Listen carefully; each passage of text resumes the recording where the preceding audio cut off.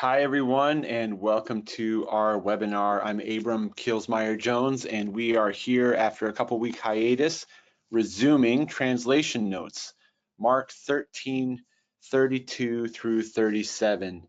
We're going to either get to the end of chapter 13 today or get very close to the end. I've got notes for the whole thing, so we'll see how much time we want to take to go through it.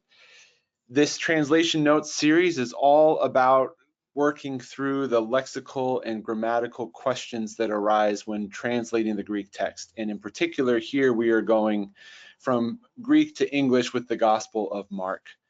I've noted before, and we'll note again, that the focus of this particular series is more on Greek text and translation than it is on accordance features per se. We have many webinars and other resources for going in depth with different features of accordance. You can access everything in the help menu up here.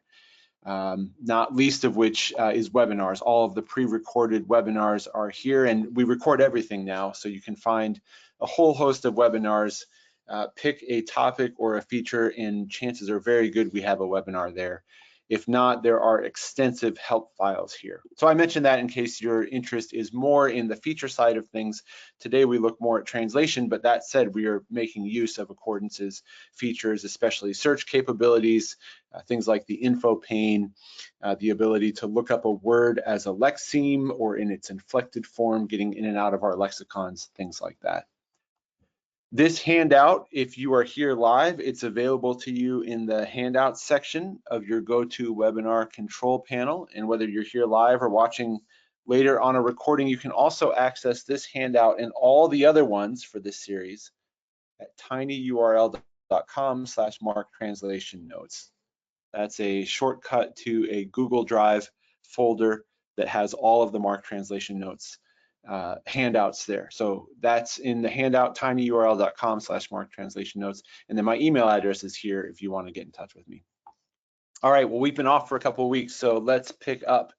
Last time we had Mark 13, 28 through 31, and I'll just read that in English. It says, "From the fig tree, learn this lesson. As soon as its branch becomes tender and it puts out its leaves, you know that the summer is near. Thus you also, whenever you see these things happening, know that he is near, right at the door." This is Jesus talking, of course. "Truly, I tell you that this generation will surely not pass away until all these things happen. Heaven and earth will pass away, but my words will surely not pass away."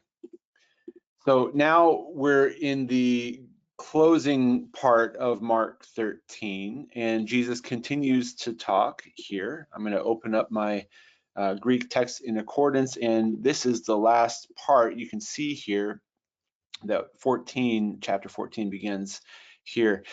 Now, we don't necessarily need to address this today unless there's curiosity on your part about it, but where verse 32 goes is maybe a matter of debate, certainly a matter of interpretation.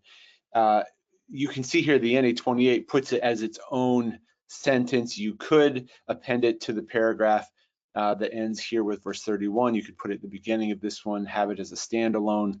I'm not really making a decision on that for today. I just want to translate, but it is also true that part of translation is paragraphing, because of course we don't have paragraphs in the original manuscript, so we need to figure out where they're going to go. So I just raised that as something for you to think about, but you'll see plenty of comments in your commentaries, especially your more technical ones. I think the SIL exegetical commentary will probably give you, I think there's a quick summary statement somewhere in there about that. But let's start with verse 32. And I'll go to accordance. "Peri de tes hemeras ekenes etes horas udes oiden." So just going left to right, that's but concerning or about the day that, so that day, or hour. So we've got the hour, but the that governs both. So we've got but concerning that day or hour, oudes, no one, oiden, knows. And then it continues, oude hoi angeloi in urano, neither the angels in heaven, ude haquias, nor the Son, me, except, or but only, ha pater. Let's treat that verse by itself and spend a little bit of time with it. Here's how I've translated it. But about that day or hour, no one knows, not even the angels in heaven, nor the Son, except for the Father. And you might think about, maybe you want M dashes here or some smoother, clearer punctuation. That would probably be something to clean up in a final draft of a translation, or if you were publishing something. But it says, but about that day or hour, no one knows, not even the angels in heaven nor the Son, except for the Father. The UBS Translator's Handbook gives a really good word here. I put this in your handout, and it says, in such statements as these, the translator must consciously refrain from making the saying any more definite or explicit than the original as it stands in Mark. I was happy to see that. I think I've been saying something like that most weeks, especially in this chapter.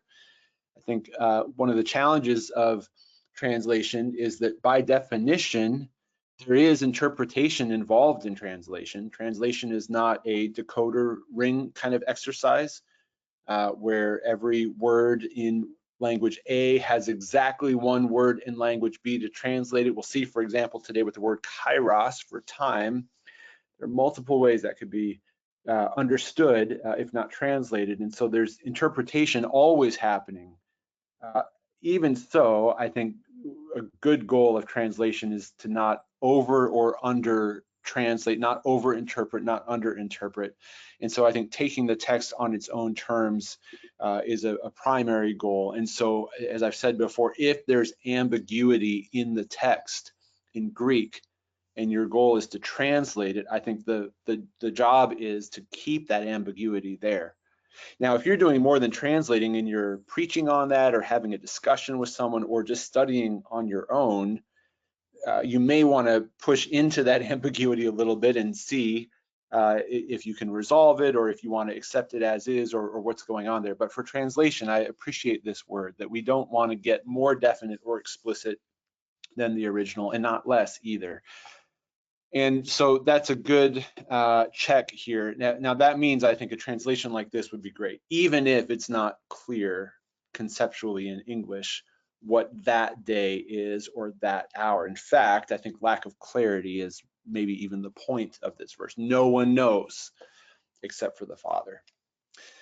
So all that's to say, this akaines, this that, certainly worth taking as much time as you need to try to figure out which day or hour, but in translation, just translate that as that. That's the point there.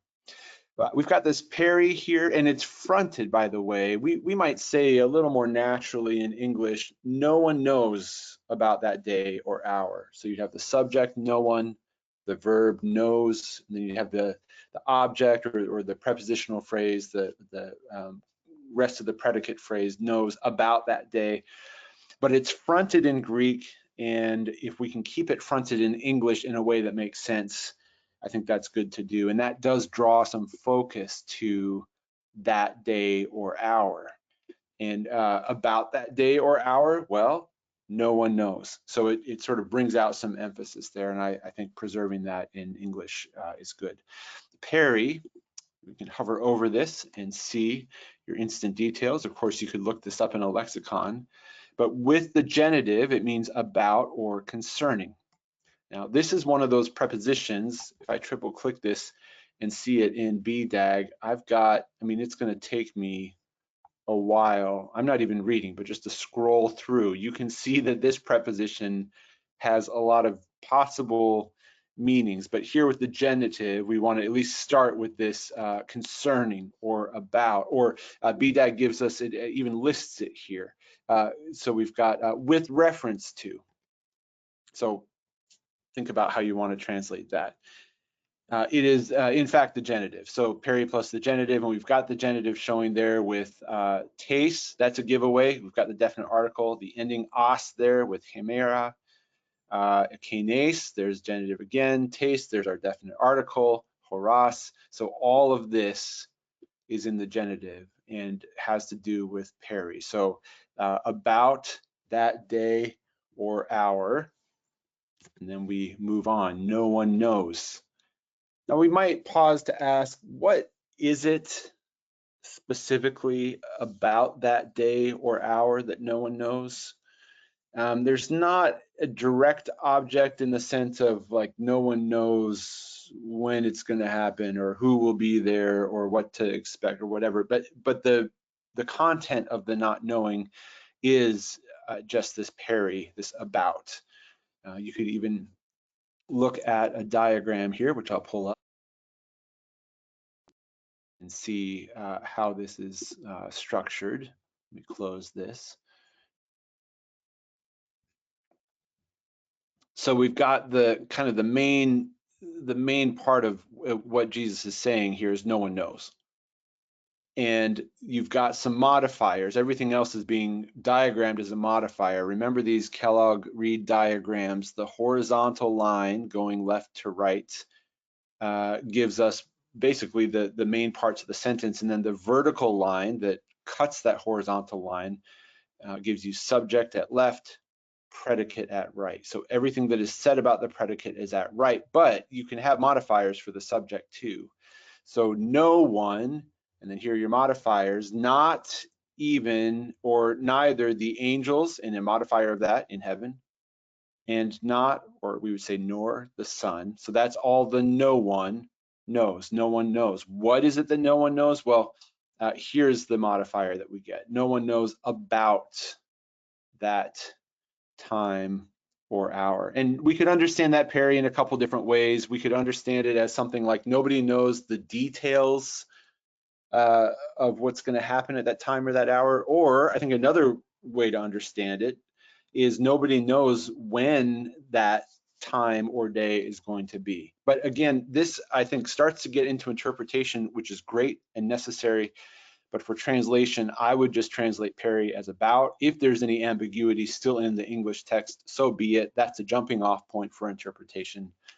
But we get this no one knows as the main point of this sentence. And then we get these modifiers here.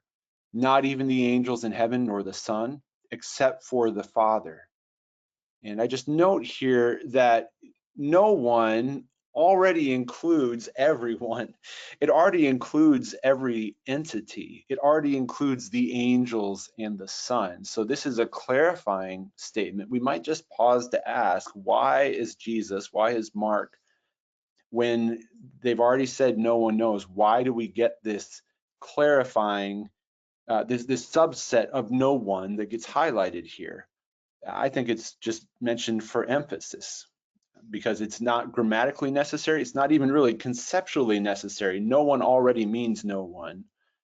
In other words, you wouldn't say no one knows, not even the angels, nor the Son, nor your neighbor Bob, nor your Aunt Jane. I mean, it's just obvious you could go all day with that. So there seems to be something about this that's worth noticing. And I'll just raise it as something you might consider exploring, the angels in heaven or the Son. Maybe it has to do with the listeners who would expect the angels to know, who might expect the Son to know. But I think there's something there that Mark and Jesus are trying to emphasize. And again, I would wonder about that. I would look at your commentaries. We'll look at the Son here in just a moment, but certainly mentioned for emphasis. And because of that, I actually, with Ude, you could go neither nor with Ude, but I like not even. I think that word even brings out that emphasis nicely. Max and Mary give us that as well. I think this is mentioned for emphasis so that you get about that day or hour, no one knows, not even the angels in heaven whom you might have expected to know, not even the Son whom you might have expected to know, but only the Father. So in fact, AMA, there is an exception, a single exception to this oudes. It is ha pater, the Father. This raises some questions. The first one I want to just treat at the lexical level, which is ha huios, the Son. We have seen this word before in Mark. multiple times. And we can go to the word, we can right click, we can search for lexeme, we can jump ahead in the go-to box to Mark. We could even add a range up here if we wanted to do it this way. And from the very beginning, we've got Son, and it refers to Jesus. Now, this is a textual variant, so whether you think that's part of the text or not, it's, at least in some manuscripts, definitely by Mark 1:11, this is referring to Jesus. Remember, we have this voice that came from heaven. You are my Son, my beloved Son. In you I am well pleased. So this is God speaking, this voice from heaven speaking to Jesus the Son, and you've got this elsewhere, the Son of Man, this title. So Hahuios here, the natural read is for this to refer to Jesus. France has a great note here. He says the focus of the saying is not, of course, on Christology, but on the time of the parousia, the second coming. That's how he's reading these verses. So that the title of Hahuios occurs almost in passing. He says, we are not even told explicitly that Hahuios is Jesus, though the reader of Mark's gospel can have no doubt about this. I would agree with that. And there are few things I would say no doubt about in Mark 13, but this would probably be one of them. And he goes on to talk about why Jesus might be Hahuios, or why Jesus definitely is Hahuios. And then I just add Mark 1 and onward. The UBS handbooks do note, and you could check this on your own, but only here in Mark is the phrase Hahuios used absolutely. Elsewhere, it is always defined by a following genitive. So for example, we've got Son of God, Son, my Son. So there's a genitive, Son of Man, Son of the wedding, Son of Man, Son of God. So it's the only place, and you could go through this and double check, but I'm seeing genitives after everything here. It's the only place where Hahuios is a standalone title, which is interesting. And there's not much question here. How do you translate it? You translate it the Son. Maybe there's a question of, do you capitalize the S or not? I think this is pretty clearly a title meant to refer to Jesus, so I would capitalize that. If you've been capitalizing Son of Man, for example, or Son of God throughout, which I think makes sense for a divine title. So I would favor capitalizing that. I'm going to just raise these questions, then we'll pause to see what questions you have about this first. But there are, of course, key interpretive questions to explore further. I'm raising them here.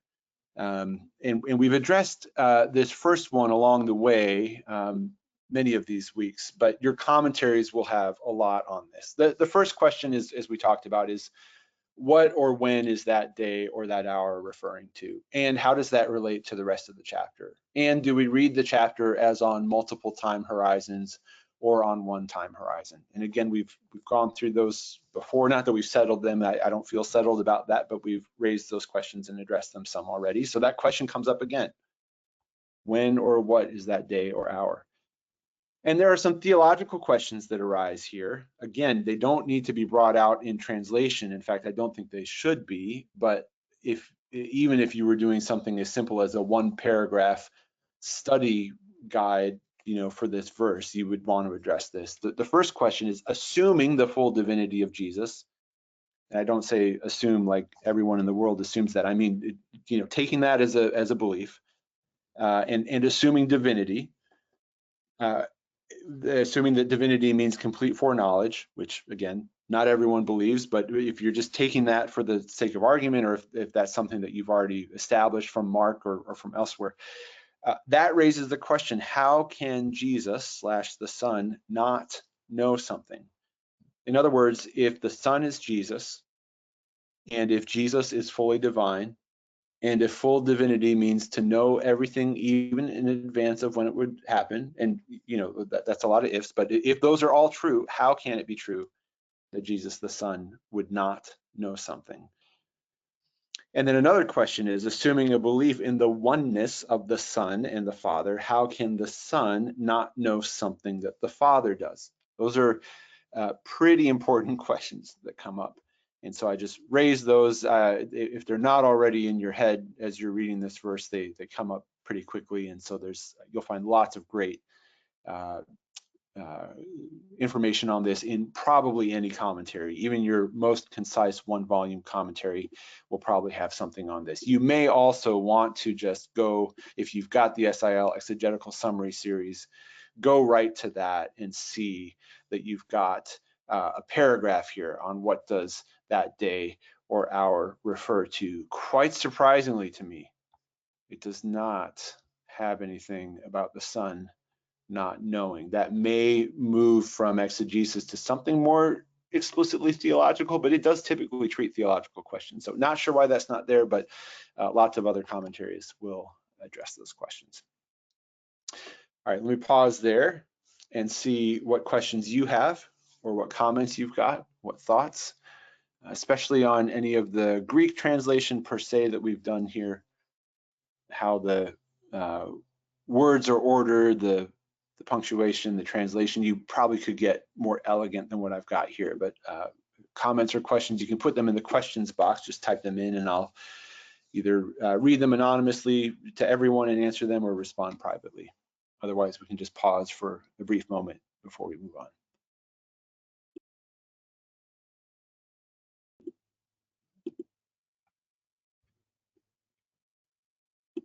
All right. Well, having not answered, having raised those questions, let's move on to verse 33. By the way, I would just say this: as you look for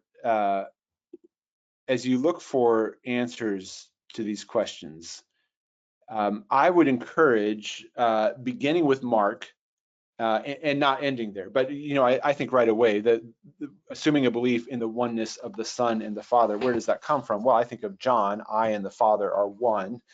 That's pretty explicit, but you might also just think about where in Mark is this relationship addressed. Start with that, and then you can kind of argue from Mark or establish a point from Mark, and then move on to broader biblical theology. We're on to verse 33. Let me get Accordance back open here. Okay. I'm going to just make this, actually, I'm going to close this diagram tool. All right, so we've got blepete, agroup-nete, uk oidate garpate ha kairos estin.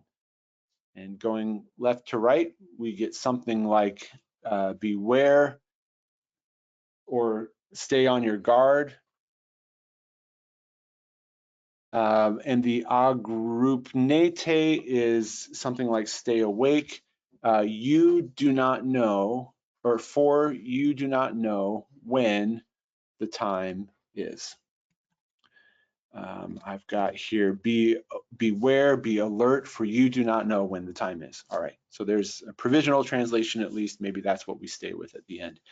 Blepete ought to be ringing some bells. That is in Mark 13 already with 5, 9, and 23. In fact, there's blepo early on, but with this command form, we might look for that specifically. So present, active, imperative, second person plural. You can search that specifically. Typically for our word searches, I'm often doing search for lexeme, but here I want to see inflected. And it will just put that in quotes so that it's searching that actual word. You could, again, use the go to box to skip ahead to Mark, or you could add a range. I'm going to add a range and just get it to Mark 13. All right. So we've got these other uses. This is the last of 4. And if you want to just open a parallel English to see, you've got in verse 5, watch out that no one misleads you. Verse 9, watch out for yourselves. Verse 23, be careful. Verse 33, watch out. I would consider, and the NET doesn't do this because it gives us be careful, but I would consider if it's possible to be consistent in how you translate that word throughout the chapter, assuming you think it means the same thing everywhere. And so, I think it does. I think beware, I think blepete is always beware. I would personally favor bringing that out in English the same way every time, just so that your readers, or you, if you're the reader later, can make the match in English. Oh, I saw beware 4 times. That matches blepete occurring 4 times. I think other translations may be, let's see how they do with this. Let me just take the NIV and see what they give us. You must be on your guard, be on your guard, be on guard, and watch out. Okay, that's interesting. Now this watch out, or this beware, is a little different because it's like beware that no one deceives you. So maybe because there's another verb at hand, I'm not sure why they changed that, but that's just my own thought. Beware every single time. Blepete, so there it is, Mark 13, 5, 9, and 23. You can search for inflected and add a range. And then this next verse, which is going to be a synonym, we've got aggrupnete. Triple click this and see it in BDAG. And we've got to be vigilant in awareness of threatening peril. It's a beautiful definition and a lot of words for one word. And that's because in BDAG, remember, this Greek English lexicon, they give you a definition in bold. So it's a full-on definition. And we all, I think, probably know the challenge of defining a word without using that word. Well, they do that excellently. And then in bold and italics, they give a translation equivalent. So you've got a full definition and a translation equivalent. So this will help you in translation. I mean, this really, BDAG is a lexicon. It's also a translation guide of sorts. So you might just translate this as be alert. I've rendered it as be alert following BDAG. But what does it mean to be alert? It means to be vigilant in awareness of threatening peril. And then there's more here, be on the alert, keep watch over something, be on guard, and you get Mark 13:33 listed here. This is not used that many times. In fact, it is only used here in Mark. I think the UBS Translator's Handbook points that out. You've got Luke 21, you've got it in Ephesians and Hebrews, so not a commonly occurring word, but we've got a good translation equivalent with be alert. Keep watch, stay awake, pay attention. The object, now moving ahead to the next phrase, there's not a grounding or connecting clause. It's not beware. I'm sorry, let me rephrase that. There is a grounding or connecting clause right here, gar. It is what we would call post-positive. So whereas in English that word comes first, there is a grounding clause here for, in other words, why should you be aware? Why should you be alert? For you do not know when the time is. And if the question is, what do you not know? The answer is when the time is. Just as here, what does no one know about that day or hour? And that was a little bit more ambiguous because that about, that peri, could mean you don't know when that day or hour is, or you don't know the details about that day or hour. Here we get more, I think, clearly specific. It's not, I don't think there's as much room for ambiguity. You do not know specifically pate ha kairos estin. Pate meaning when,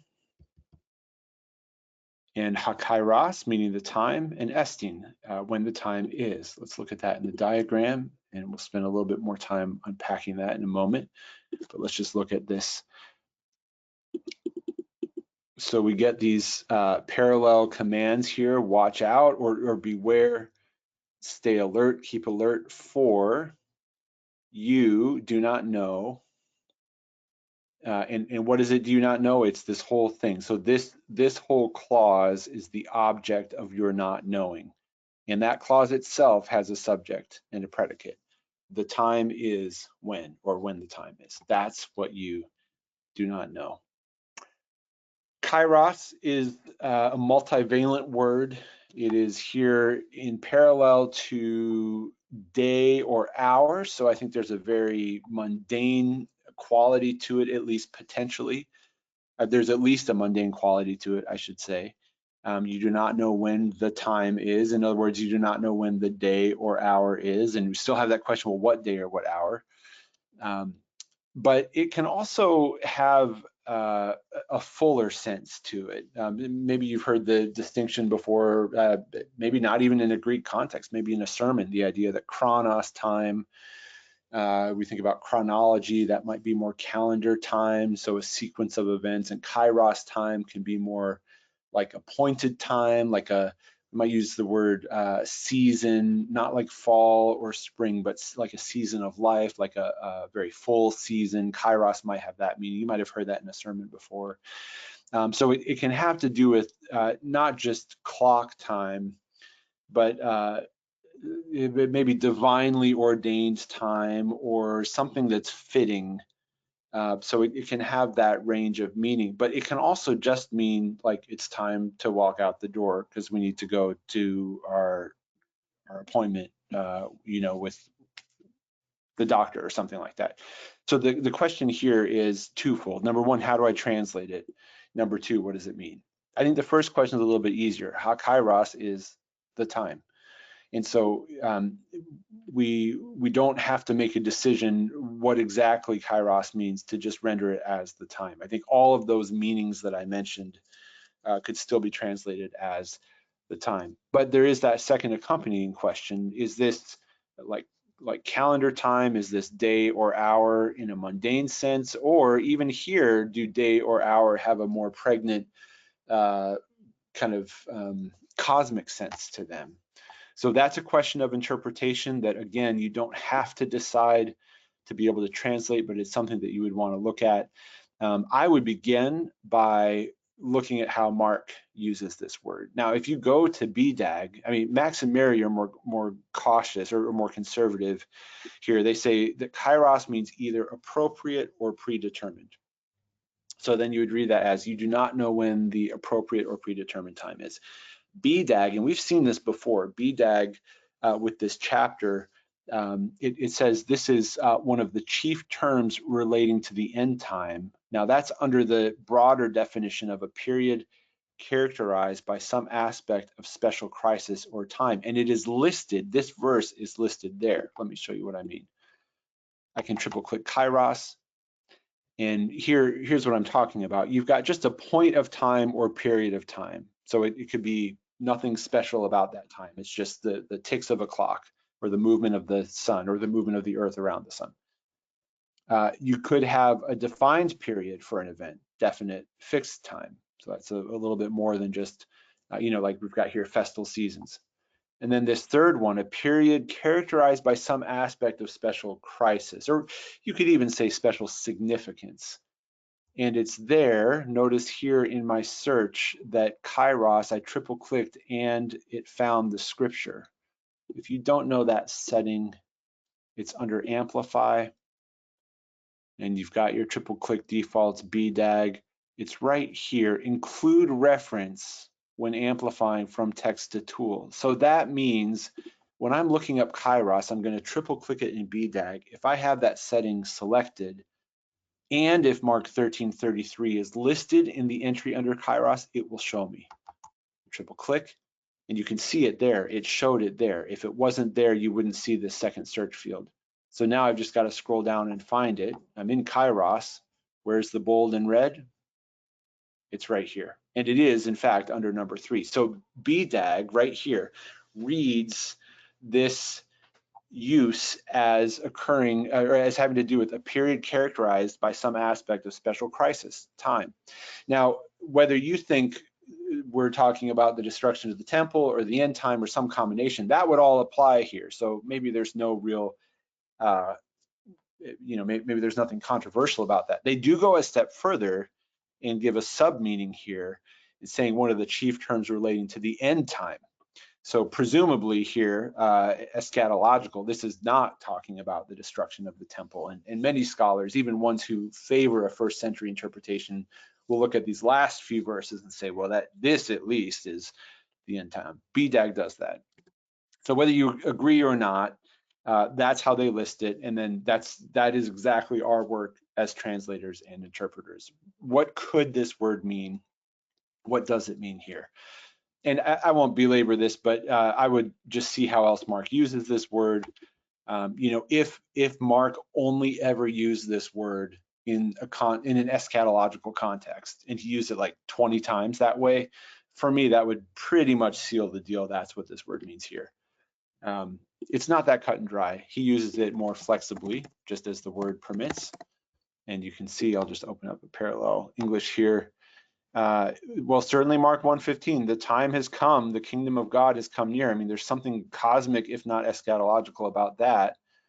But then here we've got season for figs and harvest. So those are certainly significant times, but a fig season and harvest time are not in and of themselves eschatological. They could be read that way and used in a parable that way, but you can see here when Mark uses kairos, even just in these 5 uses, there's a potentially broad range of meaning. So the question then is, what is the context, which of course is challenging, as we've seen for this chapter. In the end, ha kairos, I think, translated as the time, and then you still got this interpretive work to do, which BDAG is pretty clear in its interpretation. You may agree, you may not, but these are some of the steps that I would take to try to get as close as I can to some sense of clarity on what kairos means, and if not, then we preserve the lack of clarity in translation, as we've been saying. For France, and I think this is a good point, whether you follow him to the parousia on these verses or not, which again, I think even with how contested this chapter is, these verses are less so. But regardless, France says the phrase he hemera e he hora has ha kairos here. Those are in parallel, so it's the reference is the same.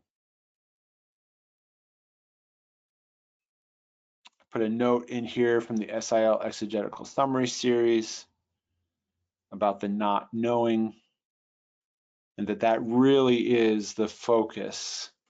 That was the focus in verse 32, remember, and I'll just, if you've got questions, put them in the chat as I make this last connection. But just with the diagrams we had in this, no one knows in verse 32. So that's really the point. I mean, it's easy to get focused on that day and that hour and the whole thing about the sun not knowing, and those are super important questions. But if we take Mark on Mark's terms, take Jesus on Jesus's terms, the main point of this, at least grammatically, is no one knows. And that's true of verse 33 as well.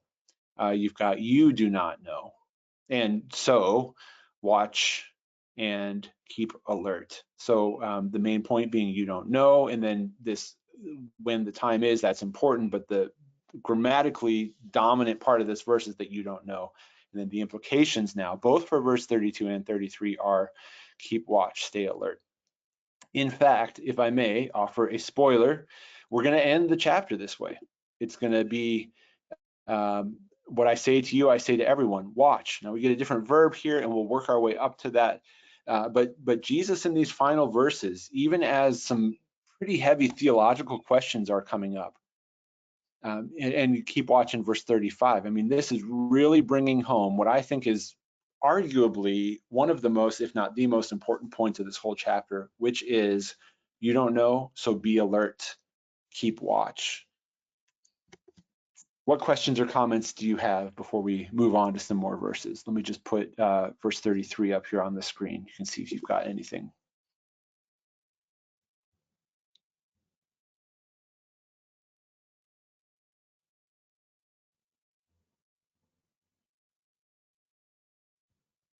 All right, so in sum, you don't know, so be watchful, keep watch, be alert.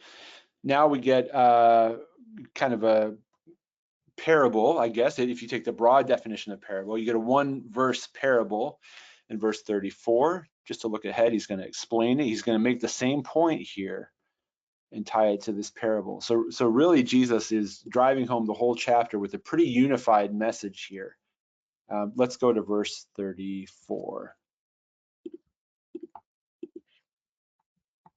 Okay, hos anthropos apadimas aphes tein oikian autou, kai dous tois doulois autou tein exousian, hekasto ta ergon autou kai to thuroso, and atelata hina gregore.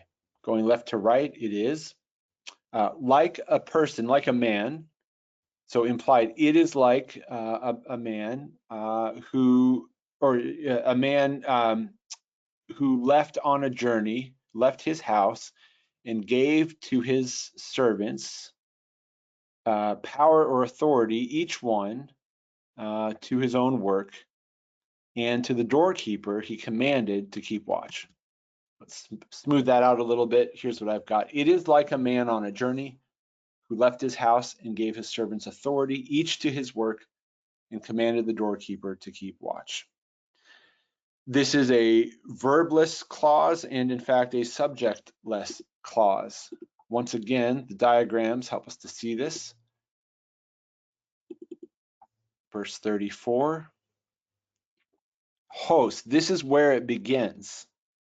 And we've got this key, this null subject is what the diagrams put here, and it's implied in verbs anyway. So if we had estin, that would not be unexpected, but we don't have estin either, and so it's in parentheses. So what the diagrams are helping us to see is that grammatically what Jesus is saying is it is like a person, or it is like a man. And we do this kind of dropping out of words in English, maybe not quite in the same way or not as much as in Greek, but this host begins the sentence, but it grammatically is not a standalone. I mean, it's technically a fragment. It's clear enough, but the diagrams kind of help us to see how that's structured. So the question is, what is the subject? So if you say it is like, if you put the estin in there, you still don't have a named subject. It is like a man. And you'll see actually, most translations will do that. What is like a man? Well, I think it's hakairos. The time that I'm talking about is like a man. And we'll see that unfold further.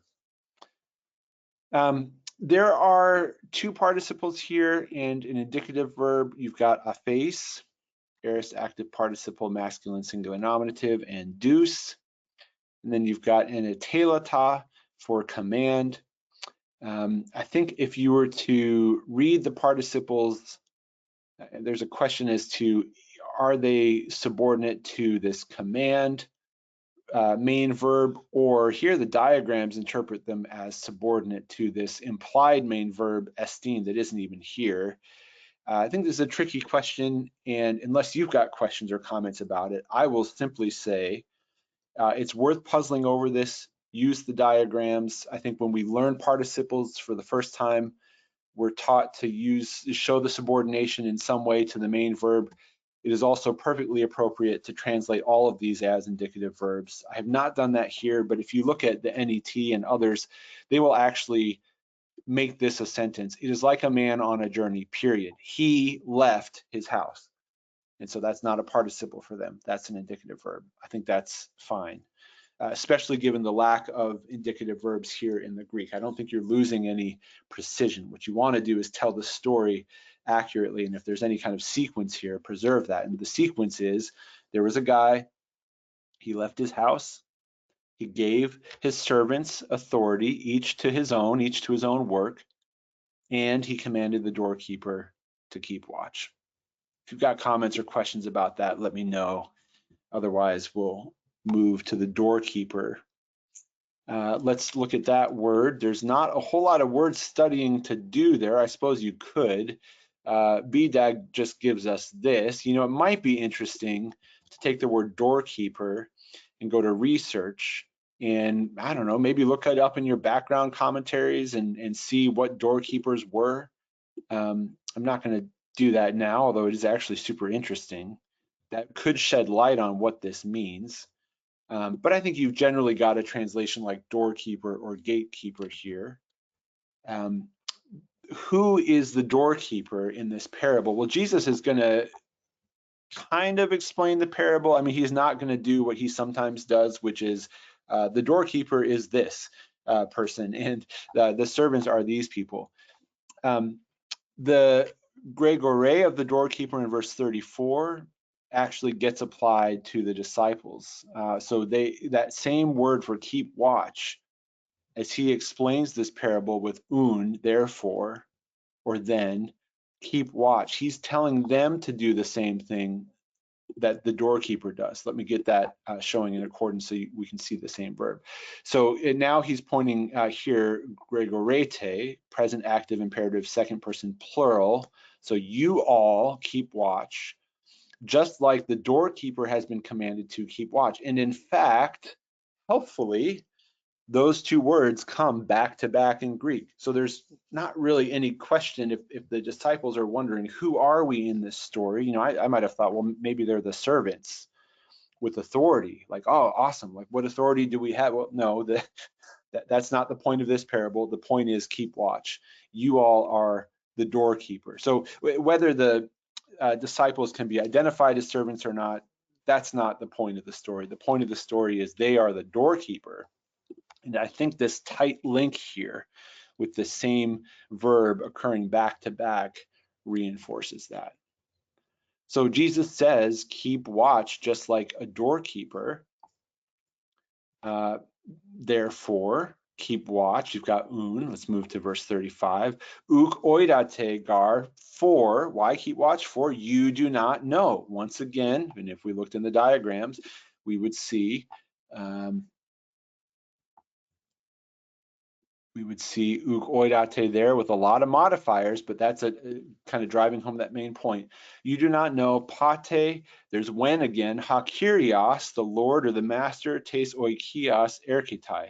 You do not know when the master of the house is coming back.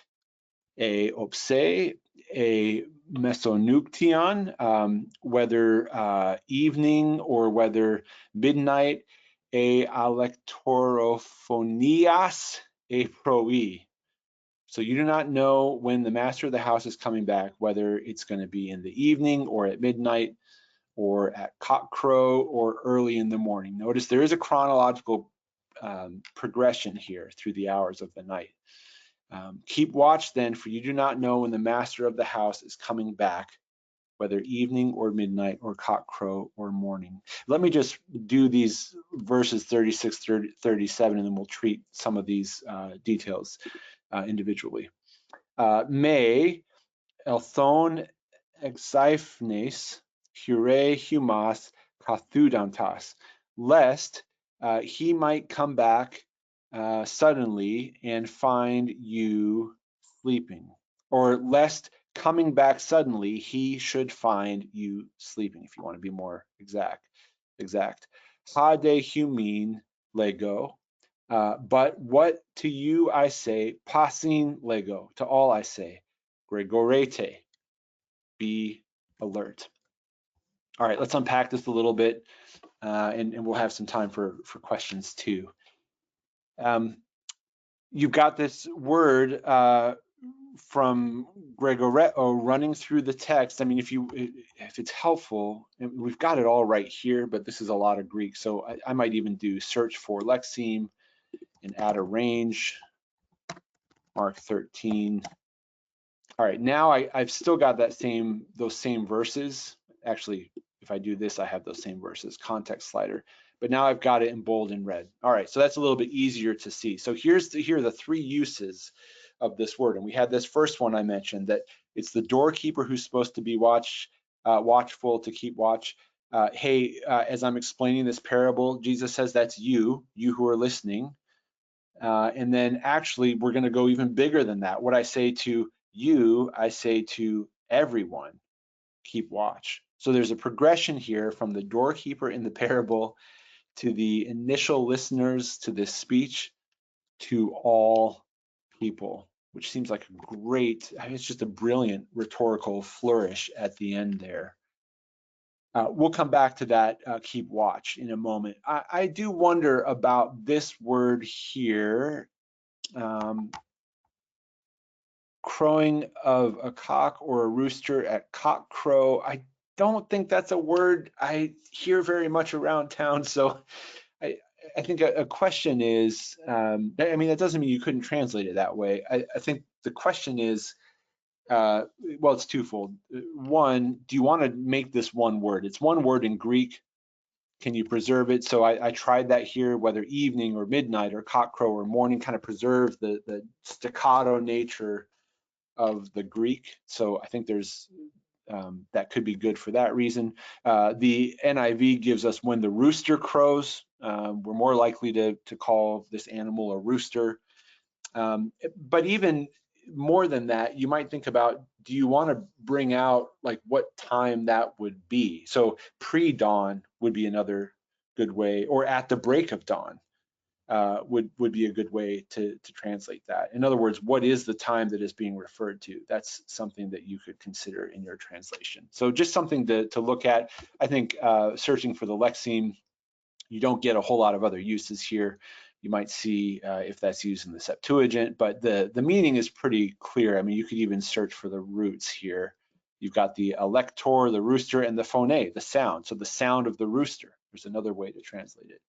That's just one of those little decisions to make in translation. Yeah, oidate again, you do not know. And then what I want to point out, I mean, there's more we could cover in these verses, and I'm happy to hear comments or questions you've got, especially if I haven't covered something. But what I'm especially struck by here is that this discourse, which is pretty long, I can't remember who it was, but one of our commentators reminded us that this is a super long discourse for Jesus in Mark. We've got the Sermon on the Mount in Matthew, chapters of unbroken speech. But for Mark to go even most of a chapter with just speech is pretty rare. So that's worth noticing. If we go back to the beginning of the chapter, this speech began in verse 5, ha de Jesus ersata legen autois. And then here's the first word of his speech, blepete. That's where he started. Now, the last word of his speech is not blepete, but the last word of this part is blepete, and then he concludes with gregorete. So I just note here that this discourse begins and ends with two different words that have to do with keeping watch. Be vigilant, pay attention, be alert. And this last section has a lot of you do not know. So we've got the keep watch here, and if you add blepete, that's there. So 4 times we get this keep watch language here. And if we did that same kind of search for oidate, I'm going to search for the lexeme. I'm going to confine that to Mark 13 just because I want to see my passage. So here in 32 through 37, we've got to know 3 times, and every time is preceded by either oudes or uk, so a negative particle. No one knows, you do not know, you do not know, and then what I say to you, I say to everyone, so implied is, again, no one knows. I think that as important as it is to interpret and to try to understand the when and the what of this whole chapter, and again, we've dipped in and out of that and made some forays into that and offered some suggestions. What I read most clearly here is Jesus saying at the end here, you do not know when. And the call is not to figure out when, not that it's a bad thing to try to be discerning. I mean, part of keeping watch is to maybe have a sense of like what the warning signs would be. There's a lot about that in the chapter. But the larger point is to not be sleeping and to beware and to keep watch. So you do not know when. In other words, Jesus does not say, you do not know. So therefore, study, read, compare, talk to everybody, do some back of the napkin math, write a computer program, try to figure out exactly when these things are going to happen. I'm going to give you a few hints. That's doesn't work like that. Jesus says, you do not know, therefore keep watch. Keep watch in the not knowing. Beware in the not knowing. Don't get caught sleeping in the not knowing. The not knowing is given. Even the angels, even the Son don't know. You definitely don't know if they don't know. Therefore, keep watch. So I think we've really landed on a pretty significant summary statement here. I mean, it doesn't cover everything in the whole chapter, but I think it's the interpretive key. even if it's not going to help you figure out the when of everything, I think it is helping with the what. Like, what is Jesus saying in Mark 13? What is Mark giving us in Mark 13? And I think that already because of verses 32 through 37 by themselves, but I especially think that because of the way this discourse begins and ends, book ends. It's different words, but it's very similar meaning, and I think that's important. And full disclosure, I did not check any commentaries on that particular insight before preparing for today, but I would bet you that that will be in multiple commentaries. So I doubt that's a novel interpretation. France just notes that the discourse concludes with a rousing imperative. So that's another thing to point out. It's not just the meaning, but there's an imperative at the beginning and an imperative at the end. So fundamentally, there's a call to action here in this passage, even a call to action when you do not know when. And I'll just say this briefly. I'm not here to preach. I am a preacher, but speaking for myself, acting when I do not know is difficult. Acting when I do know is a little bit easier, but pretty clearly I think there is a call here in the not knowing to still do, and the doing here is to keep watch. So what I would suggest to myself, and if you're inclined as well, I'm going to do this. I think having landed here, I think this is a good lens through which now to go back through the whole chapter, even while still attending to questions of theology and chronology, if you're so inclined. But I would go back and read through the whole chapter with this, you don't know, therefore keep watch. Or just keep watch, but I would even do those two things. You do not know, therefore keep watch, and see how those particular signs or those particular points come up. So we've got be on your guard here in verse 23 in those days, and see if that kind of helps you understand the chapter better. It's not going to answer every question. I think some of these questions just won't be answered definitively. But I do think it's a useful lens. Certainly it's what 32 through 37 are saying as a unified whole, but I think that connection back to blepete in verse 5 and all the other times Jesus has said blepete, I think that makes it worth reading through this lens. So I'll stop there. I would love for you to ask any questions or make any comments you've got.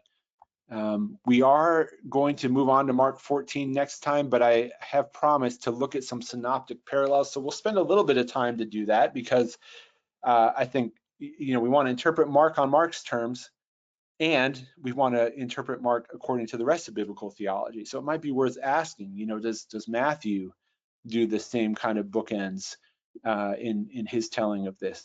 So we can look at the synoptic parallels next time, but we will move on to Mark 14. I anticipate that will be next week. We should be back on a regular schedule. Let's see what comments and questions folks have. Yeah, here, let me put this question in the chat. Somebody says, are you saying that you believe the emphasis is for Christians to be vigilant, i.e. be faithful despite not knowing? Yes, that is how I read it. I don't think it's the only thing the chapter says. But I think especially with this flourish here, I think that's the message that I'm hearing as the text speaks. I would even say, I mean, for Christians, yes, who are more likely to sort of receive this word, but I think, I mean, Mark and Jesus are saying, I say to all, keep watch. So I think as Mark and as Jesus are telling you, it's a message for all people, however they receive it or not. Great question. Any other questions or comments?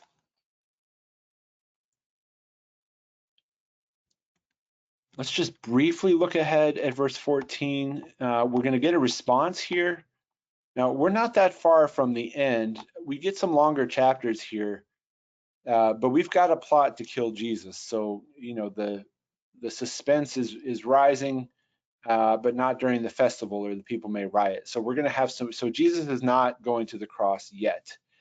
But it is interesting that we don't get a recorded response from Mark to this dialogue.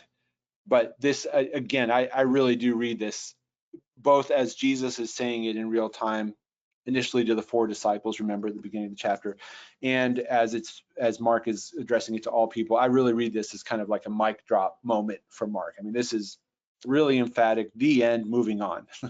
Although I would love to know, how did they respond? Mark doesn't see fit to record that. All right, if you are watching on the recording later, let me just remind you that you can access this handout at tinyurl.com/Mark Translation Notes. My email address is here. And if you're here live, I'm going to stay on for just another moment. But for those of you here on the recording, thanks so much for joining us.